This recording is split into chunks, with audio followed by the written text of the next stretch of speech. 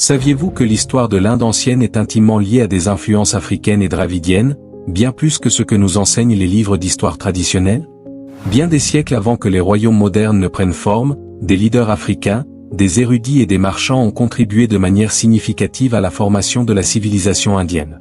Ces interactions fascinantes, souvent méconnues, révèlent une richesse culturelle et des échanges qui ont façonné le sous-continent. Ce lien profond, établi à travers des siècles de migration, de commerce et d'influence culturelle, transcende les frontières géographiques et ethniques. Ces peuples venus d'horizons lointains n'étaient pas de simples observateurs, ils étaient des acteurs essentiels du développement économique, social et culturel de l'Inde. Mais alors, comment ces peuples ont-ils influencé l'histoire indienne, et pourquoi leur rôle est-il souvent négligé dans les récits historiques? Plongeons dans cette histoire méconnue, qui ne manquera pas de captiver votre esprit curieux et votre soif de savoir. Avant de continuer, prenez un moment pour vous abonner à l'œil du savoir et activer la cloche de notification. Ainsi, vous ne manquerez aucune de nos prochaines vidéos où nous explorons des sujets fascinants comme celui-ci. N'oubliez pas non plus de partager cette vidéo pour éclairer l'esprit d'autres personnes. Merci de l'avoir fait. Maintenant, poursuivons notre exploration.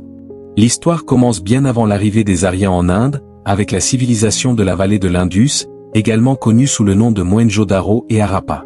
Cette société ancienne, prospère et technologiquement avancée, aurait été fondée par les Dravidiens, un peuple à la peau noire originaire d'Afrique de l'Est. Imaginez une civilisation dotée de systèmes d'assainissement complexes, de routes bien tracées et d'une agriculture florissante, bien avant l'an 3000 avant Jésus-Christ. Ces infrastructures témoignent non seulement d'une organisation sophistiquée, mais aussi d'un esprit d'innovation rarement égalé à cette époque. Mais qui étaient vraiment ces Dravidiens? Selon certains chercheurs, ils seraient les descendants de populations éthiopiennes anciennes, venues en Inde il y a plus de 7000 ans. Leur migration massive, motivée par des changements climatiques ou des besoins économiques, aurait entraîné un brassage culturel sans précédent, laissant une empreinte indélébile sur la région. Fascinant, n'est-ce pas? Cependant, tout a changé avec l'arrivée des Aryens, un peuple indo-européen venu d'Asie centrale. Ces nouveaux arrivants, experts en domestication des chevaux et en techniques guerrières, ont conquis progressivement le nord de l'Inde. Mais pourquoi ce contact a-t-il transformé la société indienne à ce point? Les Aryens ont imposé une hiérarchie sociale rigide, basée sur la couleur de peau, où les Dravidiens, considérés comme inférieurs, se sont retrouvés marginalisés. Ce bouleversement, marqué par des conflits violents et une réorganisation culturelle, a restructuré l'ensemble de la société indienne. Cela vous surprend-il de savoir que le système des castes, encore observé aujourd'hui, trouve ses racines dans cette période de l'histoire? Ce système, initialement destiné à classer les fonctions sociales, a évolué pour devenir un outil d'exclusion, renforçant les divisions raciales et ethniques dans la région. Prenons un instant pour réfléchir.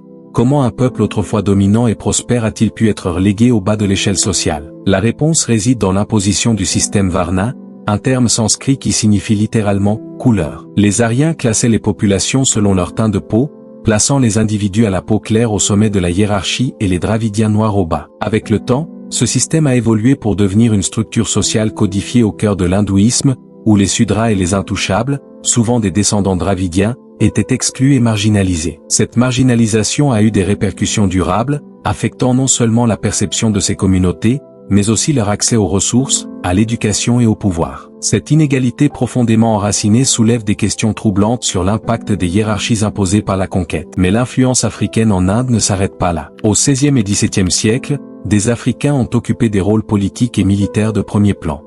Amber, un ministre régent d'origine africaine, a repoussé les forces mogholes pendant plus de 20 ans et a mis en œuvre des réformes économiques et sociales qui ont marqué son époque. Son acuité militaire et son sens de la justice ont inspiré des générations. Alors, pourquoi ces figures historiques restent-elles si peu connues? Une part de la réponse réside dans le récit dominant qui a souvent minimisé ou occulté leurs contributions. Les archives coloniales et impériales, focalisées sur les récits des vainqueurs, ont sciemment écarté ces personnages clés, privant ainsi le monde d'une compréhension complète de leur rôle crucial dans l'histoire indienne.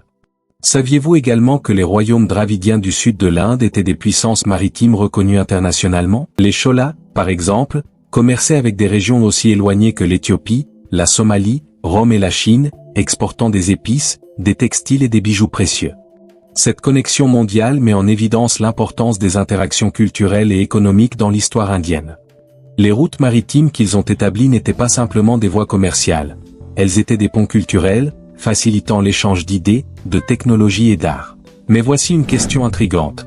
Pourquoi l'histoire officielle se concentre-t-elle davantage sur les conquêtes aryennes que sur ces échanges pacifiques et prospères? La réponse réside peut-être dans la glorification des conquêtes militaires au détriment des réalisations pacifiques et collaboratives, un biais qui continue d'influencer notre vision de l'histoire.